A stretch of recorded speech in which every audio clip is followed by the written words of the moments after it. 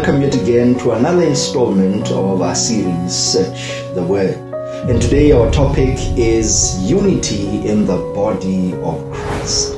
What a topic. Unity is an integral part of the Christian journey. But let's begin first by talking about a body.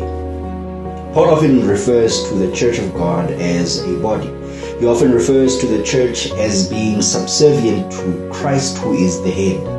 And if Christ is the head and we are the body, what does that mean? Paul, in the book of 1 Corinthians chapter 12, talks about the church of God as the body, a physical human body with many parts. In fact, he says that we are like a body that has many parts, and every member in the church is like a member, an organ in the body.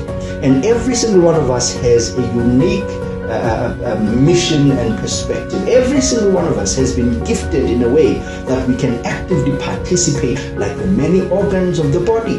The mind, the brain rather, the eyes, the lips, the heart, the hands. Every single one of us has their purpose.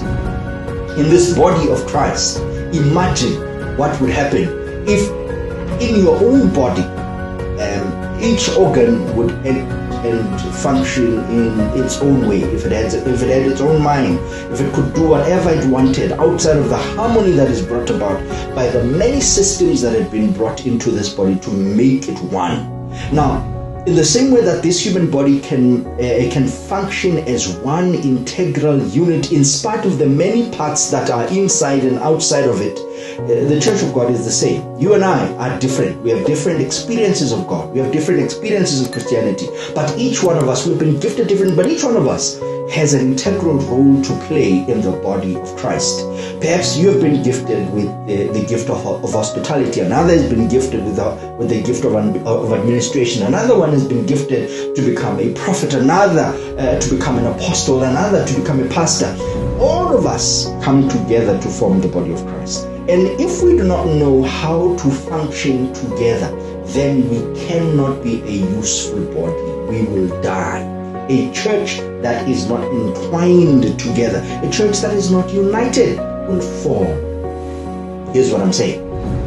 If we are to truly be a united body of Christ, we must first and foremost appreciate that God Himself is a unity of three co-eternal persons. You have God the Father, God the Son, and God the Holy Spirit, united in purpose, doing everything in unison in spite of the many elements that they independently go and work on. I'm trying to say to us that in the same way as God functions, you and I must function. In the same way that God the Father, God the Son, and God the Holy Spirit, three independent beings can harmoniously function together, you and I can. Jesus says in the book of John chapter 17 that He prays that we will become one, just as He and the Father are one. I could extend that and say just as He, God the Father, and God the Holy Spirit are one. I want to say to us that God can unite us, and God has united us so that we can function as a singular body of Christ, with He as the head and each one of us as the body. We have many functions that we need to execute to ensure that this body functions well, that it is healthy, that it is functional, that it is able to move from point A to point B, that when it eats, everything it eats is able to strengthen and nourish it. There are many parts to this body. In the same way, the body of Christ, every single one of us has a role to play to ensure that the church grows.